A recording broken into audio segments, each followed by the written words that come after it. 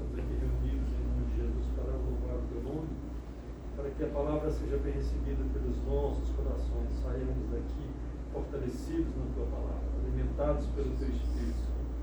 Nós oramos e agradecemos por isso em nome de Jesus. Amém, amém. Podem sentar. Como eu falava na mensagem que eu coloquei no WhatsApp, hoje nós vamos falar de um texto muito importante, até conhecido por muitos. O apóstolo Paulo vai falar que ele tem um espinho na carne. Quem nunca ouviu falar nisso, né? O tal espinho na carne, que a gente vai tentar entender o que significa, o que aquilo representa. E eu convido você a abrir, se você quiser abrir sua Bíblia, em 2 Coríntios, capítulo 12. Eu vou projetar.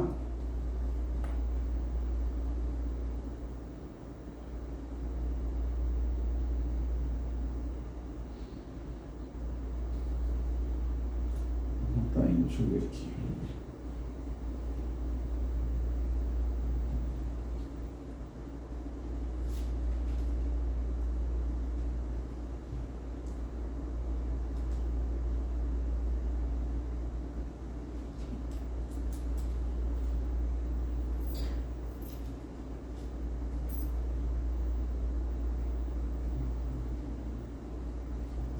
O passador está com problema, então vocês vão ter que acompanhar aí na Bíblia de vocês os demais versículos.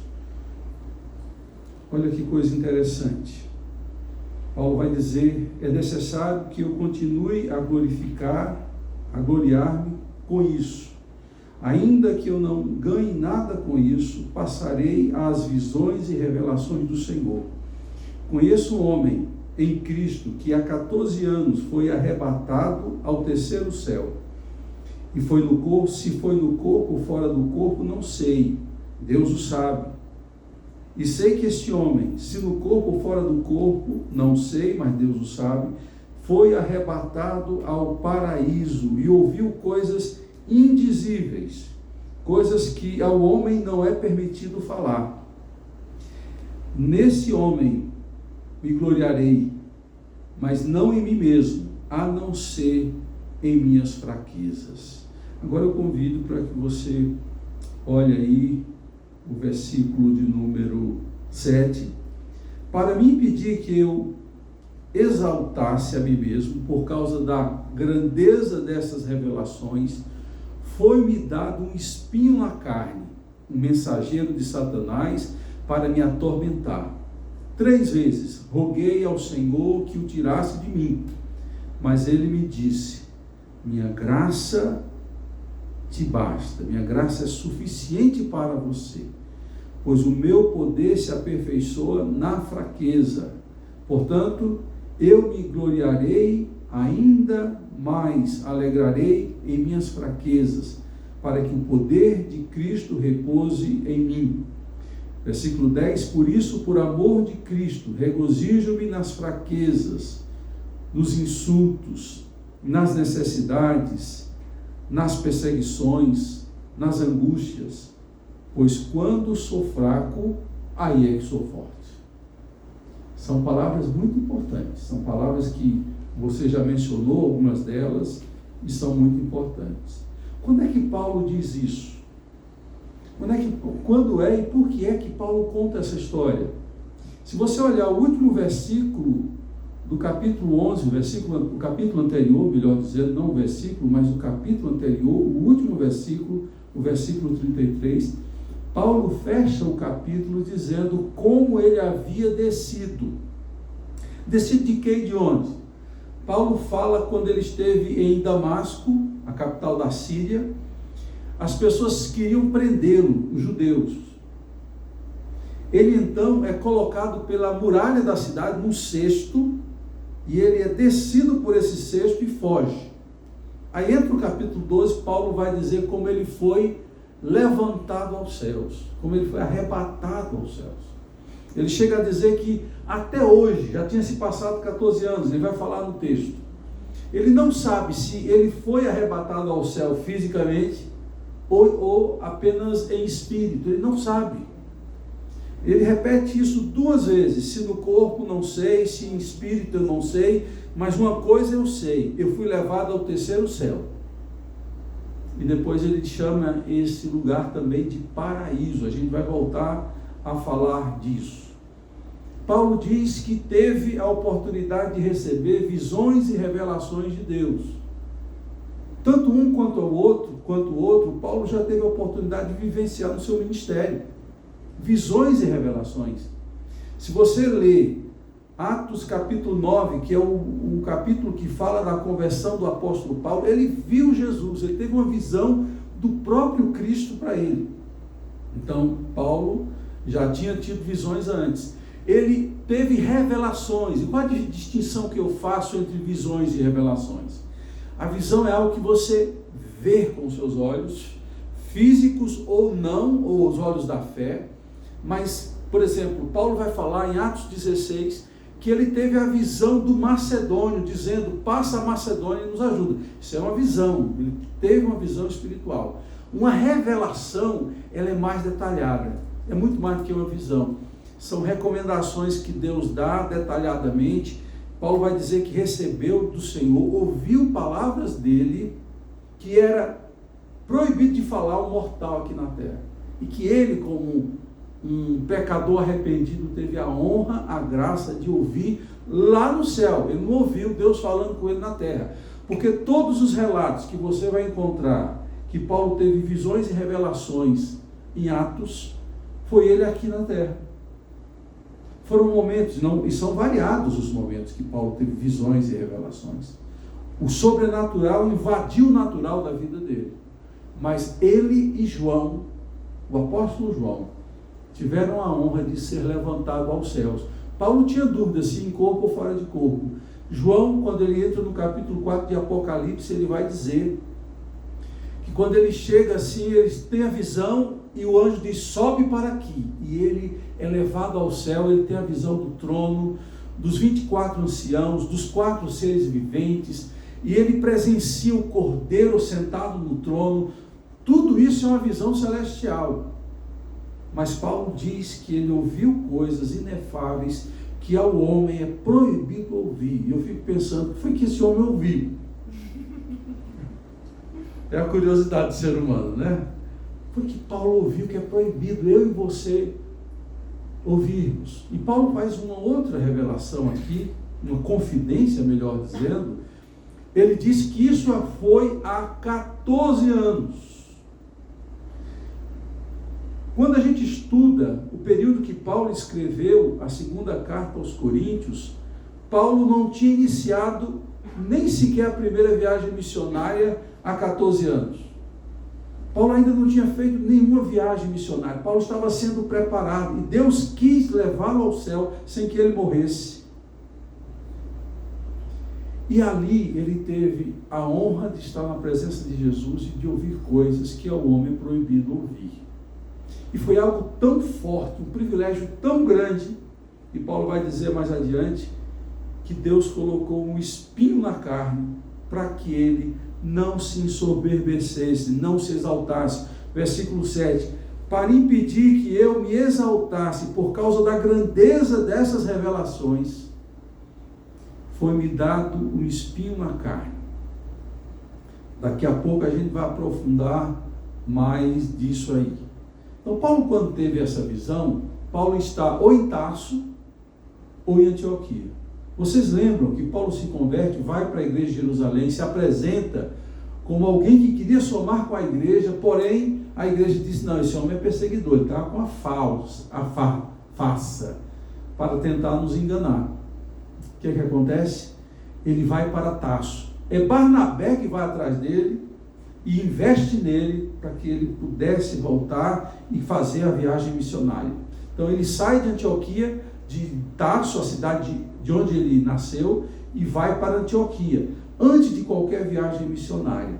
E então, quando ele fala essas coisas, é porque ele está sendo comparado com outros apóstolos. Lembram? No capítulo 11, dos superapóstolos, pessoas que se achavam grandes demais, homens usados poderosamente por Deus, e a igreja de Corinto começou a olhar para Paulo como um apóstolo de 2ª categoria. é necessário que Paulo, além de se defenda, que ele venha se defender, ele conte um pouco da sua história. Ele faz isso com constrangimento.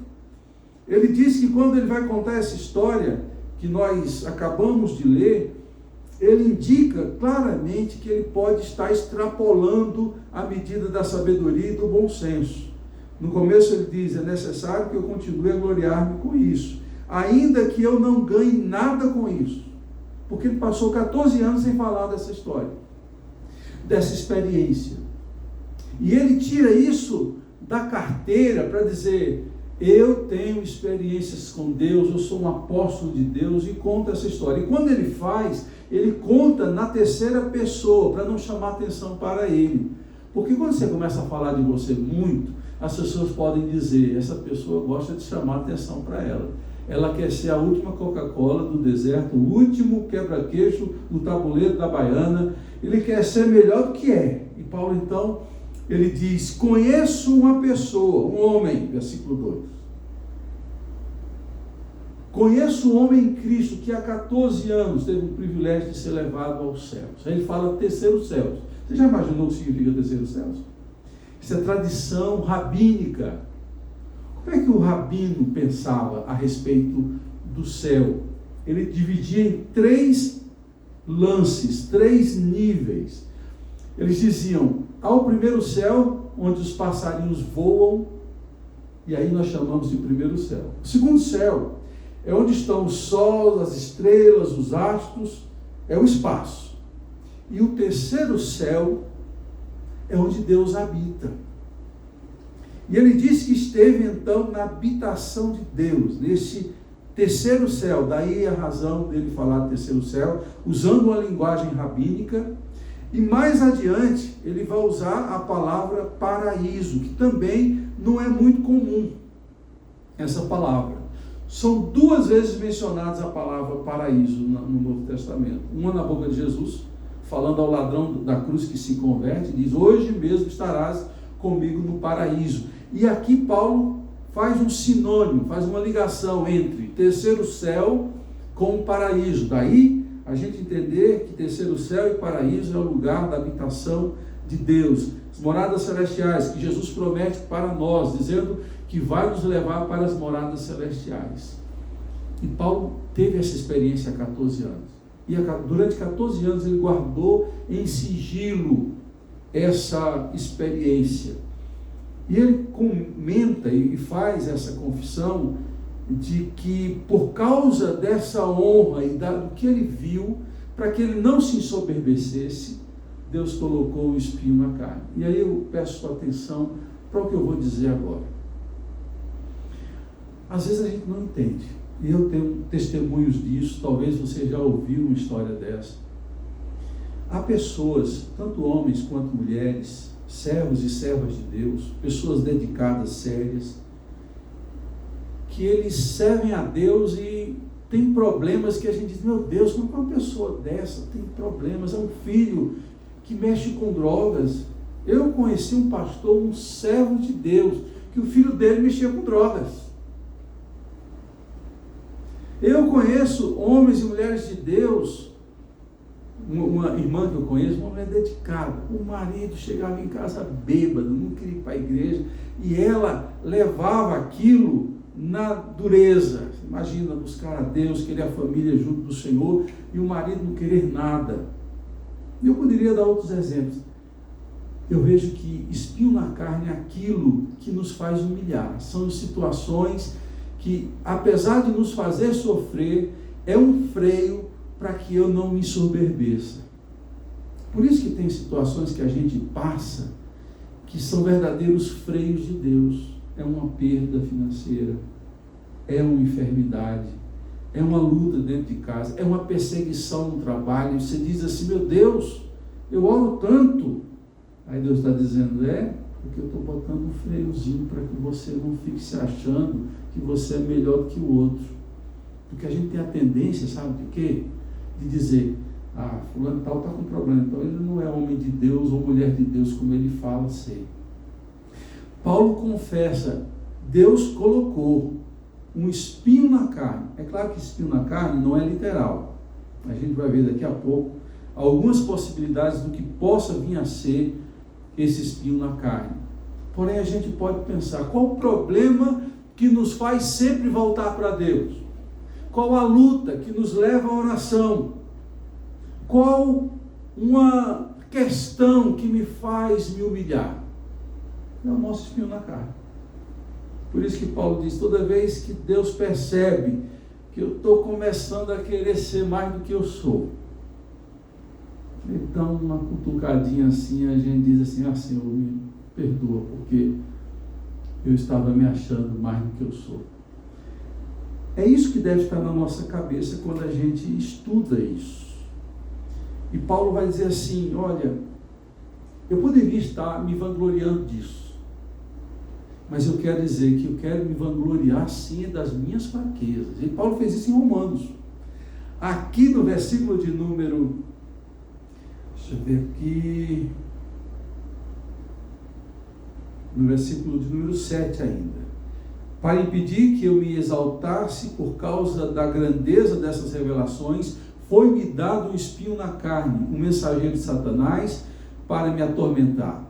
3 vezes roguei ao Senhor que o tirasse de mim, mas ele me disse, a minha graça é suficiente, te basta, pois o meu poder se aperfeiçoa na fraqueza. Portanto, eu me gloriarei ainda mais nas minhas fraquezas. Quando a gente estudou o capítulo 11, Paulo vai fazer uma lista de situações que ele passou, de perseguição, quantas vezes ele apanhou, quantas vezes ele foi apedrejado, quantas vezes ele passou frio, fome, nudez, vigílias, está tudo no capítulo 11. Paulo está dizendo, eu me glorio nisso, eu bato o papo disso. Sabe por quê? Porque tudo isso que eu passei foi doloroso, mas foi para a glória de Deus. Não apareci, pelo contrário, fui renegado, fui humilhado. Mas isso é minha alegria, porque eu fiz isso para a glória de Deus. E Paulo vai dizer que a fraqueza, a nossa humanidade, é uma bênção. Sabe por quê? Porque a partir da nossa fraqueza, Deus vai agir e usar a gente. Ele vai dizer de uma forma categórica e clara, o poder se aperfeiçoa na fraqueza. Quando a gente é fraco, o que acontece? A gente vai buscar Deus.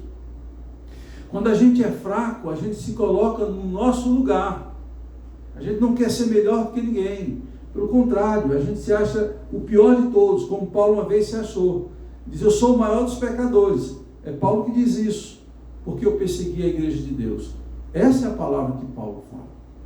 E ele diz, quando a gente é fraco, não diante dos homens, mas fraco diante de Deus, quando a gente reconhece a nossa humanidade, as nossas fraquezas, as nossas incapacidades de vencer todas as nossas tentações, o erro que a gente comete, a gente, poxa Deus, e esse erro que eu cometi demonstra a minha fraqueza, a minha incapacidade de perceber a coisa, de ter discernimento, a minha luta são fraquezas.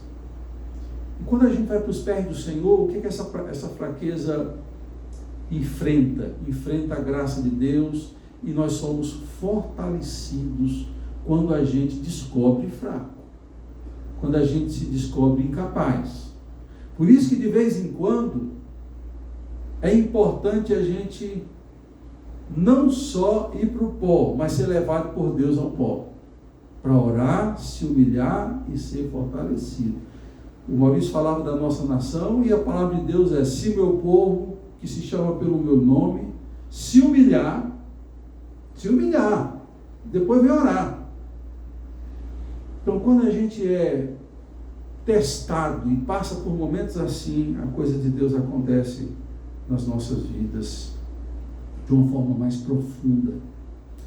E aqui Paulo vai dizer do espinho na carne. Pode ser esse espinho na carne. Eu falei, tudo que nos leva à humildade é espinho na carne. É o que pode nos fazer mais próximos de Deus. E eu estava aqui pensando em algumas possibilidades do que pode vir a ser o espinho na carne. Alguns estudiosos se dividem sobre o que seria o espinho na carne. A gente sabe que é uma figura de linguagem. Deus não colocou dentro dele um espinho literal, mas é algo que incomoda. E quem já teve madeirinha dentro da pele, ou um espinho no pé, sabe do que eu estou falando. Espinho é algo que incomoda constantemente. Como a gente não tem a explicação de Paulo, é a única vez que Paulo vai mencionar isso, em todas as suas 13 cartas, a gente fica supondo. Alguns dizem que o espinho na carne de Paulo era uma doença que ele adquiriu nos olhos. Quando a gente estuda Gálatas, está lá, eis que assina essa carta com letras garrafais. Alguns dizem que ele tinha um tipo de uma doença crônica nos olhos que o impedia de enxergar bem. Quando ele chega na região da Galácia, quando ele cria a igreja ali na Galácia, ele comenta na carta aos Gálatas que eles o receberam de tal forma que, se possível fosse, eles arrancariam os próprios olhos e davam a Paulo, porque eles se condoeram e se compadeceram da situação de Paulo, essa doença dos olhos dele. Então alguns andam por esse caminho, que era a doença nos olhos. Outros chegam a dizer que é a rejeição dos judeus e a perseguição dos judeus. Por onde Paulo ia, a gente que está estudando um pouco as cartas de Paulo, tinha gente perseguindo, colocando o ministério de Paulo em dúvida, colocando o seu caráter em xeque. Ele era perseguido pelo seu próprio povo, isso era regularmente, e ele pode estar dizendo com espinho na carne a perseguição dos seus próprios irmãos judeus. Outra coisa, pode ser uma tentação que o incomodava regularmente, constantemente, e ele tinha que enfrentar aquela tentação, e a gente fica pensando que pode ser uma opção para ter esse título de espinho na carne. Antes de dar a minha opinião, tem uma outra forma de entender espinho na carne. Eu acho esta opção que eu vou apresentar como uma possível candidata. Vocês lembram que Paulo estava presente no momento que Estevão foi assassinado, apedrejado. E alguns dizem que o espinho na carne de Paulo era a lembrança que ele tinha do momento da morte de Estevão e que ele contribuiu com a morte de Estevão, e ele se culpava, aquilo vinha na sua mente regularmente e o incomodava pela sua missão. Alguns dizem que é isso. Eu, por outro lado, acho que é uma pessoa que perseguia Paulo, porque o texto vai dizer: foi-me dado um espinho na carne, um mensageiro de Satanás. A ideia de ser um mensageiro dá a ideia de uma pessoa que o perseguia, que o desqualificava, e essa pessoa se tornou hostil a Paulo em todo o seu ministério. Ele não dá nomes, mas aqui me dá essa deixa. Satanás usava essa pessoa, por isso que ele chama um mensageiro de Satanás, para me atormentar. Então você nota que é uma questão emocional, que o atingia emocionalmente. Eu pendo a achar que é uma pessoa que persegue o apóstolo Paulo. Aí vem uma outra questão que a gente precisa considerar. A primeira questão que eu levantei foi que homens e mulheres sérios de Deus passam por situações tão difíceis, que essas situações difíceis são para elas o espinho na carne, que o faz frear, para que eles não fiquem se achando melhor do que ninguém. A segunda coisa que eu quero deixar aqui com relação a essas relações e acontecimentos da nossa vida tem a ver com a vida de oração da gente. Porque a gente ora e as coisas nem sempre acontecem quando a gente ora. Não é que Deus está recusando. Paulo diz assim no versículo 8: 3 vezes roguei ao Senhor que o tirasse de mim, esse espinho na carne ou essa pessoa. Ele ora 3 vezes. E ele entende, depois de orar 3 vezes, que Deus iria falar com ele, como falou, versículo 9. Mas ele disse, depois de 3 vezes. Com Elias, Foi na 7ª vez que Deus respondeu. Então a gente aprende que oração é um exercício que deve estar na nossa vida regularmente. Pedir sempre, até que Deus diga, não vou fazer. Não é agora. Não é para você isso que você está orando. Mas a gente tem que insistir. Paulo orou 3 vezes. Até que na 3ª vez Deus respondeu. E respondeu o que nós, cristãos, repetimos constantemente. Quantas vezes você já não disse, a minha graça te basta? Foi Deus falando com ele. A minha graça te basta. Em que isso pode ser traduzido? Como é que isso é aplicado em nós? O problema vai continuar. O problema vai continuar. Mas eu vou te dar forças para enfrentar esse problema e você vai vencer. A graça é isso. É um poder sobrenatural que vem sobre nós. E a gente que achou que estava derrotado, vencido, somos revestidos de um poder que chama graça, que nos dá capacidade de resistência e de superar e de lutar contra aquilo sem ser derrotado. Isso é graça. A minha graça te basta. Deus está dizendo, eu não vou tirar o problema, eu não vou tirar o espinho, mas eu vou te dar graça para que você possa suportar. Enquanto a gente estiver nas nossas lutas e o problema não se resolver, ore a Deus e peça, Deus me dá forças e graças para que eu possa resistir e vencer ao problema que eu estou enfrentando. Então isso é muito importante. Quando a gente ora, Deus não é obrigado a responder. Mas tem a hora que Deus diz assim, olha, não é do jeito que você quer, é do jeito que eu quero. Isso é difícil, mas é uma realidade que a gente precisa trabalhar no nosso coração. E por fim, depois de Deus ter falado isso com ele, ele vai dizer, por isso eu me alegrarei nas minhas fraquezas. Se esse espinho trazia fraqueza a ele poderia agora se regozijar, pois ele sabia que quando Deus derrama graça sobre ele fraco, o poder de Deus agiria sobre ele e se cumpriria o que está aí no versículo de número 10. Pois quando sou fraco, aí é que sou forte. Aí é que vem um poder sobrenatural e nos dá condições de enfrentar diabo, acusador, perseguidor, enfermidades, lutas. Isso é graça. E a gente que pensou que estava sendo derrotado, a gente se vê revigorado. Paulo vai dizer no começo do versículo 10, por isso, por amor de Cristo, regozijo-me nas fraquezas, nos insultos, nas necessidades, nas perseguições, nas angústias. Então ele mostra situações que qualquer um de nós pode enfrentar. Qualquer situação adversa que nos aflige o coração, a alma e as emoções. Mas quando a gente olha para Deus e pede que Ele nos fortaleça, a gente começa a ver que a fé nasce, a coragem vem, porque o poder se aperfeiçoa na fraqueza. E ele diz, agora eu sou forte, porque Deus é comigo. Eu quero deixar essa palavra e encerrar essa palavra olhando para esse texto tão profundo e tão belo e desejando a todos nós, que quando passarmos por situações difíceis, olhe essas situações difíceis como espinhos de Deus.